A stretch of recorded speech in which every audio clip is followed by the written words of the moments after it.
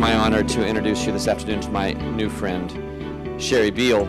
She's an inspiration. She's great fun. She's doing a lot of good in the world, and she's here to talk to us. Sherry Beall. Thank you for attending today, and happy holidays. With that introduction, Brian is my new friend.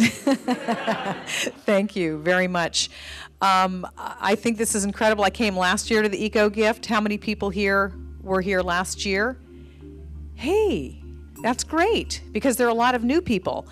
And I was just thinking on the way in that we call this, the Eco Gift Festival, and it's a place where we can come to find sustainable products, to find products that are healthy for us, that are healthy for the planet. There's organic food, and this should actually be the norm, I think. This is like, maybe less than 1% of what we're seeing out there, and it we have to make a shift and make it like 99% of what we see out there. So in the future, I hope that in maybe, 10, 20 years or less, when you go to a different kind of gift festival, maybe it would be called the Toxic Gift Festival or the Unsustainable Gift Festival, and all the others would be eco-friendly. I think that would be great.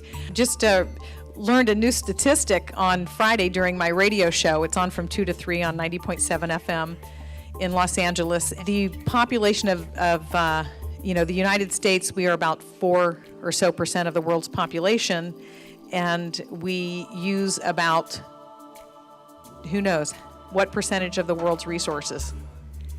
25 to 30, so say about 25. Can you imagine? About 4% of the world's population, and we use about 25% of the world's resources. And this is the new statistic I learned. We make about 50% of the world's pollution. Can you imagine?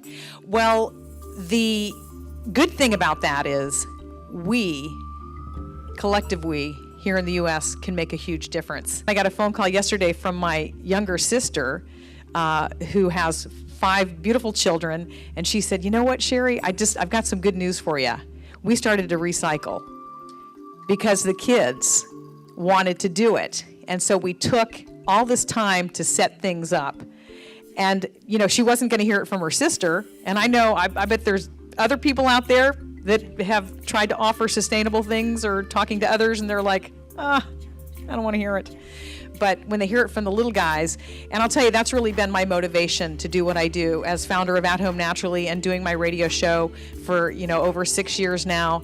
When I started becoming responsible for little ones, my daughter's going to be 5 on Christmas Eve and my son's going to be 12. I was like, wow, I have to make a choice of the mattress they're going to sleep on, whether it's laced with fire retardants or the stuff they're putting on their body. And I'm telling you, I still have a lot to learn. I think the most important thing for us to remember when we're creating a healthy environment or a healthy home is that it's about our health, and it's about a strong immune system. Because if we have a strong immune system, then our body can fight anything, including cancer.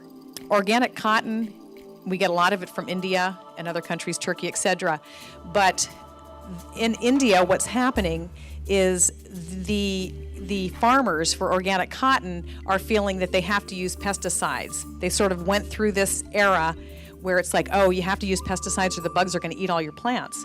Well, what they're finding out is not only is this bankrupting these Indian farmers because they're spending every penny they have and borrowing money to buy these pesticides that are toxic, but they're seeing now that it's ruining the land.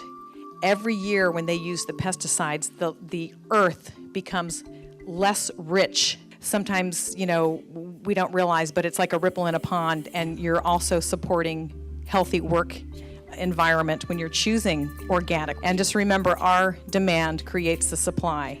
When you keep ingesting toxins, slathering toxins on your body, sleeping on fire retardant laced mattresses, after a while, doesn't matter how healthy we seem to be or how strong our immune system seems to be, it plays a toll after a while.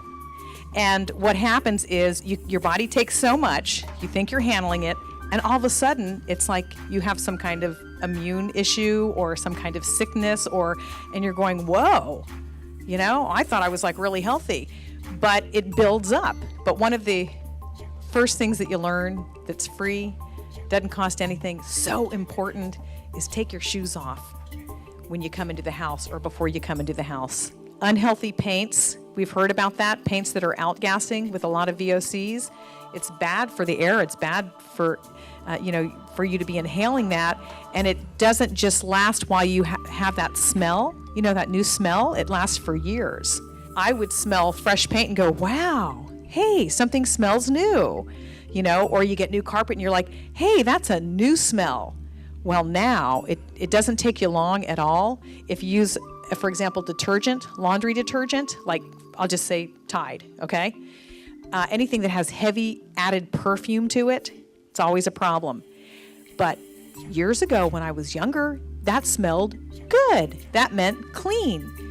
But you make a shift 1 time, 2 times doing your wash, you smell something that's natural with essential oils, and then you go back to something else and you're like, whoa, your body automatically knows. So your sleep environment is the most crucial when you're resting to make it as clean and pure and non-toxic as you possibly can. And the first thing would be with the mattress, because they are finding, it's alarming, they are finding so many PBDEs, fire retardants, showing up in mommy's milk when mommies are breastfeeding because it's in their system, and in baby's blood, in our blood too as adults. But they, over the last couple of years, now they were supposed to ban fire retardants in mattresses in the state of California. They should have been banned by now, but there's so many companies that already have mattresses on the shelves, and they're going, we have to be able to sell these. We have an inventory. You can't do this to us, number one. And number two, I don't need to tell anybody here how much money there is in the chemical industry. Don't grab a can of Raid or whatever. You are hurting yourself more than that dead little ant. There are other solutions. I'll give you one right now. That stuff called Simple Green, you guys heard of it? You can get it at Costco, anywhere. Kills them instantly. You're not putting anything toxic in your kitchen or your kitchen counter where your foods are. And you can leave it there for a moment or just take a paper towel and wipe it right up. Guess what? Gone. I noticed their scent's gone. They don't come back. And you're not using anything toxic. That's number one, not hurting yourself. That's the number one. And of course, then it's not hurting our earth as well.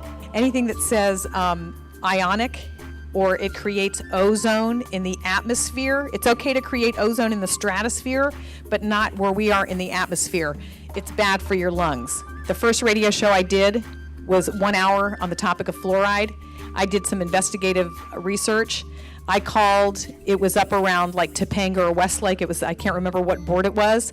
I got a gentleman on the phone and I said, who is it that decides to put fluoride in the water? Because I know there's a little controversy right now in this area. Some people don't want it. Some people don't care. And I said, who actually sits around the table to make the decision? And he goes, well, me, and there's like a board of, I forget, 6 people or whatever. And I said, oh, how interesting. I said, what is your background on deciding, to put fluoride in the water for, hundreds of thousands of people? He goes, nothing. My dentist says it's good for you. That's who are making the decisions, okay? So please do your research. Thank you very much, and have a happy and safe holiday.